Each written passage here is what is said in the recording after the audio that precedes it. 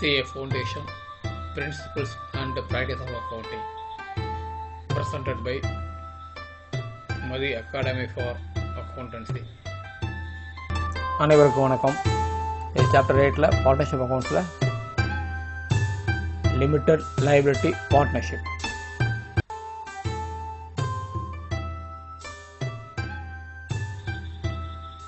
Thanks to the subscribers.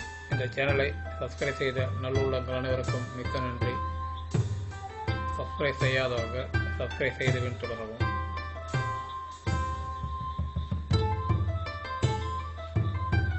Limited liability partnership அப்படின்னா என்ன அப்படின்றது முன்னாடி முதல்ல நம்ம ஏற்கனவே பார்ட்னர்ஷிப் பற்றி பார்த்துருக்குறோம். பார்ட்னர்ஷிப்னுடைய ஃபீச்சர்ஸ்லாம் பார்த்துருக்கோம்.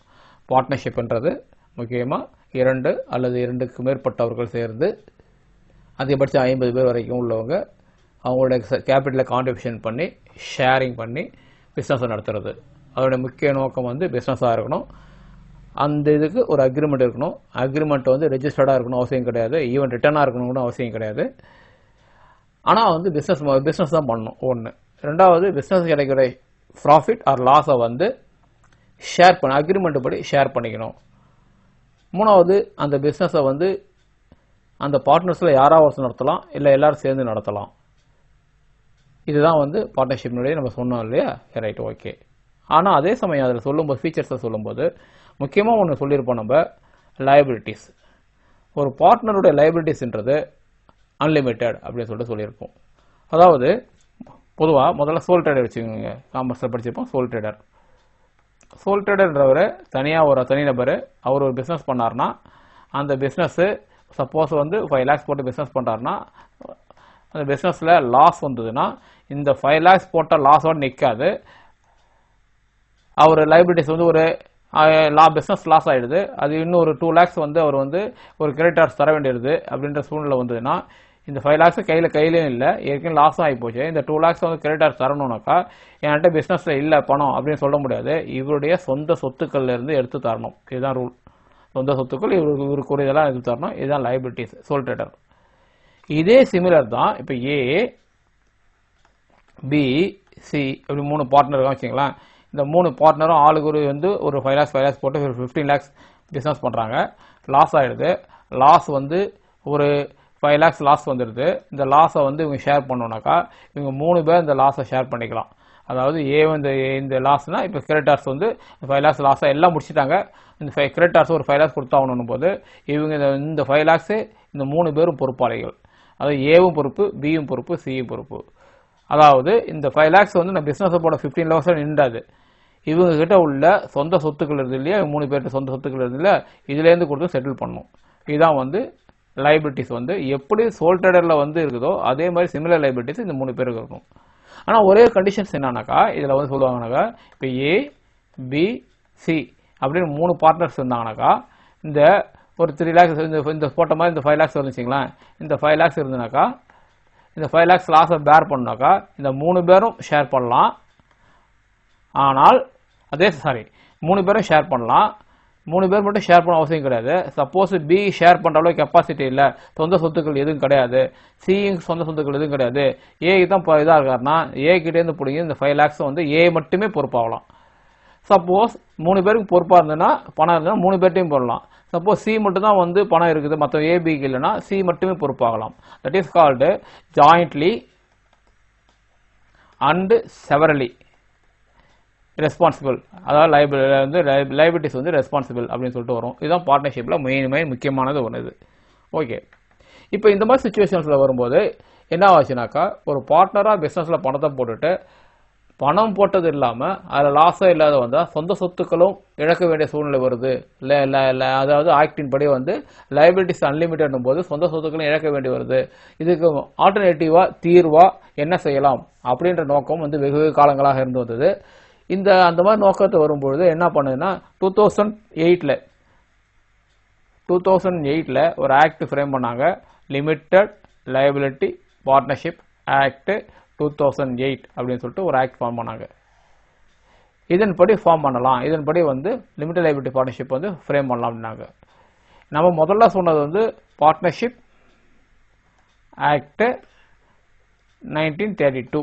இது நம்ம பார்ட்னர்ஷிப் வந்து சொல்றது. பார்ட்னர்ஷிப் வந்து நடத்துறதுக்கு இந்த ஆக்ட் வந்து செல்லுபடியாகும். ஆனால் எல்எல்பி வந்து லிமிடெட் லைபிலிட்டி பார்ட்னர்ஷிப்ன்றது 2008 படி ஃப்ரேம் பண்ணாங்க. இந்த லிமிடெட் லைபிலிட்டி பார்ட்னர்ஷிப் படி என்னன்னாக்கா,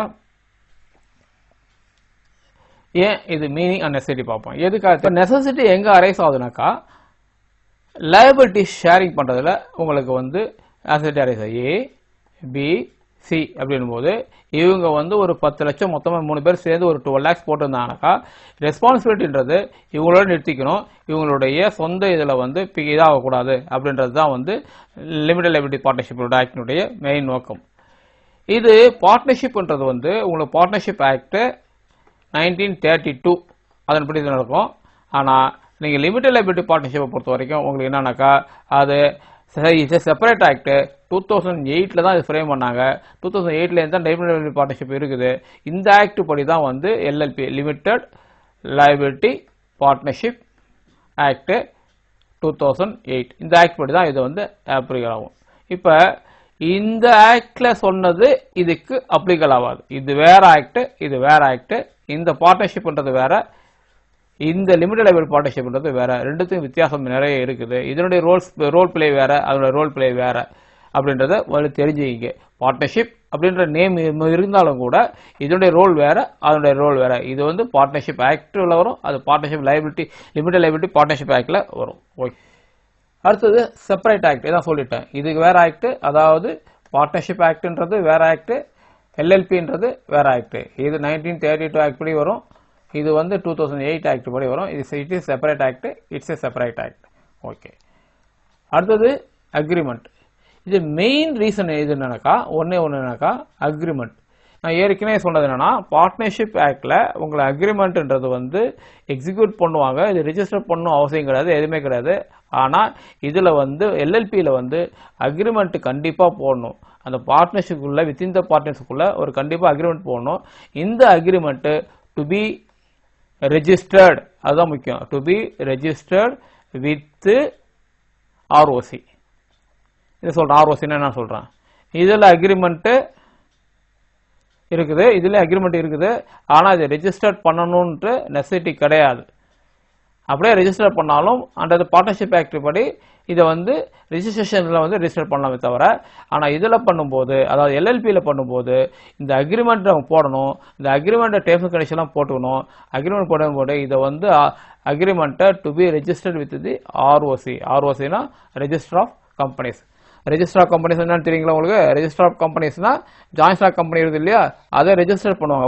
ஒரு கம்பெனியை எப்படி நம்ம ரெஜிஸ்டர் பண்ணுமோ அதே மாதிரி இந்த எல்எல்பியையும் நமக்கு வந்து ரெஜிஸ்டர் ஆஃப் கம்பெனிஸ்ல ரெஜிஸ்டர் பண்ணுன்றது ரூல். இது இல்லாம பண்ண முடியாது. ஓகே, அடுத்து மெம்பர் ஸ்டேட்டஸ். இப்ப பார்ட்னர்ஷிப்ல என்ன சொன்னோம்னா, ஒரு 2 or more 2 பேரோ இல்ல அதுக்கு மேற்பட்டவங்களோ சேர்ந்து பார்ட்னர்ஷிப் ஆகலாம் சொன்னா, இதுல என்னன்னாக்கா இந்த 2 பேர்ல 2 பேரோ 3 பேரோ எத்தனை பேர் பண்ணீங்களா, எல்லாருமே வந்து ஒரு இண்டிவிஜுவலா இருக்கணும், ஒரு தனிநபரா இருக்கணும், ஒரு தனிநபராக உயிர் உள்ள ஆட்களாக இருக்க வேண்டும். இது ரொம்ப ரொம்ப முக்கியமானது. தட் இது வந்து 18 years முடிஞ்சிருக்கணும். அந்த condition minor can be enter into contract. இது அக்ரிமெண்ட், இது பார்ட்னர்ல வரலாம்னு சொல்லியிருக்கிறேன், அது வேற விஷயம். ஆனா வந்து அது இந்த இதுல வந்து பார்ட்னர்ஷிப்ல வந்து கண்டிப்பாக அவங்க இண்டிவிஜுவலா இருக்கணும். ஓகேவா? இது ரொம்ப ரொம்ப முக்கியமானது பார்ட்னர்ஷிப்ல. ஆனா இப்போ லிமிடெட் லைபிலிட்டி பார்ட்னர்ஷிப்ல என்ன சொல்றாங்கன்னாக்கா, அந்த கண்டிஷன் சொல்ல, இதுல வந்து ஏ பார்ட்னரா சேர்த்துக்கலாம், பி பார்ட்னரா சேர்த்துக்கலாம், சி பார்ட்னர் சேர்த்துக்கலாம். அதாவது பார்ட்னர்ஷிப் ஆக்ட்ல வந்து ஏ பார்ட்னரா சேர்த்துக்கலாம், பி பார்ட்னரா சேர்த்துக்கலாம், சி பார்ட்னரா சேர்த்துக்கலாம். ஏ என்ற ஒரு தனிப்பட்ட ஒரு ஆளு, பி என்ற ஒரு தனிப்பட்ட ஆளு, சி என்ற ஒரு தனிப்பட்ட ஆளு. ஆனா லிமிடெட் லைபிலிட்டிஸ்ல அதே தான், ஏ என்ற ஒரு தனிப்பட்ட ஒரு ஆளை சேர்த்துக்கலாம், பி என்ற ஒரு தனிப்பட்ட ஆளை சேர்த்துக்கலாம், சி என்ற ஒரு தனிப்பட்ட ஆளையும் சேர்த்துக்கலாம். இது மட்டும் இருக்கணும் அவசியம் கிடையாது. கூட இன்னொரு ஃபேம் XY Z அப்படின்னு சொல்லிட்டு ஒரு பார்ட்னர்ஷிப் ஃபேம் இருந்தா அதையும் இது கூட சேர்த்துக்கலாம். அப்ப மெம்பர்ன்ற வந்து உயிருள்ள ஆளா இருக்கணும் அவசியம் கிடையாது, இன்னொரு கன்சர்ன் ஃபேமா கூட இருக்கலாம் அப்படின்றத சொல்றாங்க. But it should be bounded with agreement. அதுதான் முக்கியம். அக்ரிமெண்ட் இல்லாம பண்ணக்கூடாது அப்படின்றாங்க. அப்ப ஏபிசி இப்போ உதாரணம் சொன்னோம்னா, ஒரு 2 பார்ட்னர் ஏ இருக்காரு, பி இருக்கார், இவங்க 2 பேரும் தனிப்பட்ட நபர்கள். இது கூட வந்து XYZ அப்படின்ற ஒரு ஃபேம் இருக்குது, அதையும் சேர்த்து பண்ணிக்கலாம் அப்படின்றத மெம்பர் ஸ்டேட்டஸ். அப்போ மெம்பர் ஸ்டேட்டஸில் உங்களுக்கு வந்து இதுவாக இருக்கணும் அவசியம் கிடையாது, பாடி கார்பரேட்டாக இருக்கலாம் அப்படின்ட்டு தான் சொல்கிறாங்க. அதாவது லீகல் என்டிட்டி உள்ளதா இருக்கலாம் அப்படின்னு சொல்கிறாங்க. அடுத்து என்ன சொல்கிறாங்கன்னா, இந்த இன்னொன்று நம்ம ஏற்கனவே பார்ட்னர்ஷிப்பில் சொல்லும்போது என்ன சொல்லணும்னா, a minor can enter into பார்ட்னர்ஷிப்பில் சொல்லலாம். மைனர் வந்து ஒரு பார்ட்னர்ஷிப்பில் சேர்த்துக்கலாம் அப்படின்னு சொல்லிட்டு சொல்கிறோம். மைனரையும் சேர்த்துக்கலாம் அப்படின்னு சொல்லிட்டு சொல்கிறோம். மைனர்னா less than 18 years, 18 வயசு கீழே குறைஞ்சவங்களாம் மைனர் சொல்லுவோம். அவங்களையும் பார்ட்னரை சேர்த்துக்கலாம் சொல்லியிருக்கிறோம். ஆனால் பார்ட்னர் சேர்த்தா கூட லாஸ் வந்து அவங்க ஷேர் பண்ண அவசியம் கிடையாது, ப்ராஃபிட் மட்டும் உங்களுக்கு கொடுக்கலாம் போதும் அப்படின்னு சொல்லிட்டு சொல்லியிருக்கோம் மைனர். ஆனால் எல்எல்பியில் என்னன்னாக்கா, இது ஆர்ஓசி படி ரெஜிஸ்டர் பண்ணுறதுனால, இது அக்ரிமெண்ட்டை ரெஜிஸ்டர் பண்ணுறதுனால, அக்ரிமெண்ட்னாக்கா வேலிட்டி இருக்கணும். வேலிட்டி இருக்குனாக்கா இட்ஸ் வந்து கான்ட்ராக்ட்ன்றதில் கான்செப்டில் வரும்போது 18 இயர்ஸு கீழே உள்ள யாரையும் நீங்கள் மெம்பராக சேர்க்க முடியாது. இதில் 18 வயசு கீழே உள்ள சேர்த்துக்கலாம். மைனரை வந்து நீங்கள் மெம்பர் இது மாதிரி தான் ஆகிக்கலாம், ஒரு பார்ட்னர் ஆகிக்கலாம். ஆனால் எல்எல்பியில் வந்து ஒரு மைனரை வந்து பார்ட்னராக ஆக்க முடியாது. அப்போ 18 வயசுக்கு மேற்பட்ட உள்ள ஆள் தான் இருக்கணும், சவுண்ட் மைண்டடாக இருக்கணும். அதாவது அக்ரிமெண்ட் எக்ஸிக்யூட்டிவ் பண்ணுறதுக்கு யாராருக்கெல்லாம் தகுதி இருக்குதோ அவங்க மட்டும்தான் மெம்பர் ஆக முடியும், அவங்க மட்டும்தான் பார்ட்னராக இருக்கலாம். இதுதான் வந்து மெயின். ஒரு பாடி கார்பரேட் அக்ரிமெண்ட் எக்ஸிக்யூட்டிவ் பவர்ஸ் இருக்குது. ஒரு கம்பெனி வச்சுங்களேன், ஆன் பிகாஃப் ஆஃப் கம்பெனி ஒரு மேனேஜர் சைன் பண்ண போறாரு, அந்த மாதிரி பண்ணலாம் அப்படின்றது தான் வந்து அக்ரிமெண்ட். கண்டிப்பாக மெம்பர் ஸ்டேட்டஸில் வந்து கண்டிப்பாக அது இருக்கணும் அப்படின்னு சொல்லிட்டு சொல்கிறாங்க. Right, minimum and maximum numbers அப்படி பார்க்கலாம். நம்ம என்ன சொன்னோம், இப்போ பார்ட்னர்ஷிப் ஆக்டில் மினிமம் 2 பேர், மேக்ஸிமம் 50 பேர் அப்படின்னு சொன்னோம் இல்லைங்களா. ஆனால் இந்த ஆக்டில் எல்எல்பியில் என்னன்னாக்கா, அதாவது பார்ட்னர்ஷிப்பில் வந்து மினிமம் 2 பேர், மேக்ஸிமம் வந்து 50 அப்படின்னு சொல்லிட்டு சொன்னோம். ஆனால் இப்போ எல்எல்பியில் என்ன சொல்கிறாங்கன்னா, மினிமம் 2 பேர், மேக்ஸிமம் 10. ஆக்டில் எதுவுமே சொல்லலை. அப்போ எவ்வளோ பேர் வேணாலும் இருக்கலாம். இதுதான் லிமிடெட் லைபிலிட்டி பார்ட்னர்ஷிப்னுடைய மினிமம் அண்ட் மேக்ஸிமம். புரியுதுங்களா? இப்போ டெஃபினேஷன் பார்ப்போங்களா. Section 2 of the Limited Liability Partnership Act 2008 defines limited liability partnership as a partnership formed and registered. இதுதான் பாருங்க, formed partnership, formed and registered. Form பண்ணணும், ரெஜிஸ்டர் பண்ணணும் under this act. இந்த சட்டத்தின் கீழே ஃபார்ம் பண்ணி ரெஜிஸ்டர் பண்ணாதான் வந்து லிமிடெட்ல இருக்கணும். And limited liability partnership agreement means any written agreement between the partners. அதாவது கண்டிப்பாக ஒரு அக்ரிமெண்ட் எக்ஸிக்யூட் பண்ணணும். அந்த அக்ரிமெண்ட் வந்து ரிட்டர்ன் அக்ரிமெண்ட்டாக இருக்கணும். ஓரல் அக்ரிமெண்ட்லாம் கிடையாது. நான் ஏற்கனவே பழசில் என்ன பார்ட்னர்ஷிப்ல என்ன சொன்னேன், ஓரல் அக்ரிமெண்ட் தான் கூட செல்லுன்னு சொல்லியிருக்கேன். அப்படிலாம் கிடையாது, ரிட்டர்ன் அக்ரிமெண்ட்டாக இருக்கும், எழுத்துப்பூர்வமான அக்ரிமெண்ட்டாக இருக்கணும். between the பார்ட்னருக்குள்ளே இருக்கணும். அதாவது between the limited liability partnership and its partners. Limited liability ஒரு எல்எல்பி கூட இன்னொரு எல்எல்பி சேர்த்துக்கலாம், அது ஒன்று செய்யலாம் அப்படின்றாங்க. அது முதல்ல சொன்னேன் இல்லையா, பார்ட்னர்ஷிப் ஃபேம் சேர்க்கலாம்ல, இந்த ஃபேம் வந்து எல்எல்பி ஃபேமாக இருக்கணும், லிமிடெட் லைபிலிட்டி பார்ட்னர்ஷிப் ஃபேமாக இருக்கணும். 2 எல்எல்பி சேர்ந்து அவங்களும் சேர்ந்து 3வது ஒரு எல்எல்பி ஃபார்ம் பண்ணி பிஸ்னஸ் பண்ணலாம். இதுலேயும் வந்து மியூச்சுவல் ரைட்ஸ் இருக்குது. ஒரே ஒரு ஆள் எல்லாருக்காக நடத்தலாம், இல்லை எல்லாரும் சேர்ந்து அந்த பிஸ்னஸ் நடத்தலாம். இதுதான் வந்து இந்த ஆக்டினுடைய அடிப்படை. ஓகே, இதனுடைய ஃபீச்சர்ஸ்லாம் சொல்லிது, நான் சொன்னதெல்லாம் இதில் இருந்து இருக்கும் ஃபீச்சர்ஸ்லாம், ஜஸ்ட் அதை பார்த்துங்க. Right, okay. இப்போ அடுத்தது எல்எல்பியில் வந்து எல்எல்பிக்கும் பார்ட்னர்ஷிப்புக்கும் நான் உள்ள வித்தியாசங்களை ஏற்கனவே சொல்லிட்டேன்.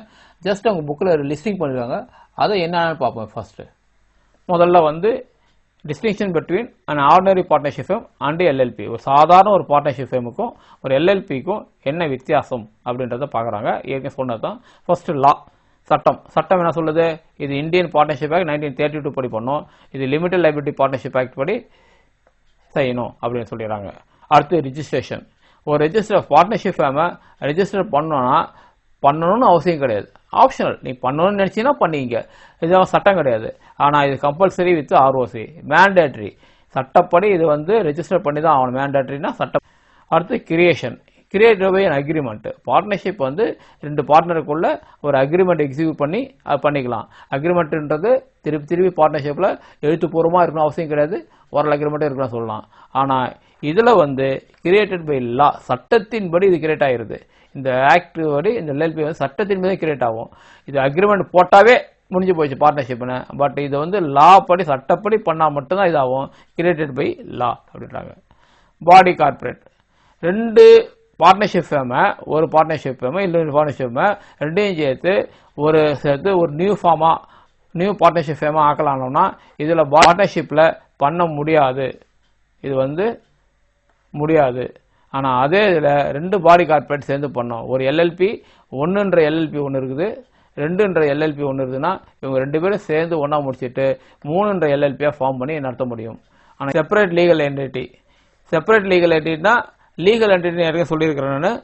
அதாவது ஒரு கம்பெனி இருந்ததுனாக்கா, நான் ஏற்கனவே சொல்லியிருக்கேன் ஞாபகம் இல்லை எனக்கு.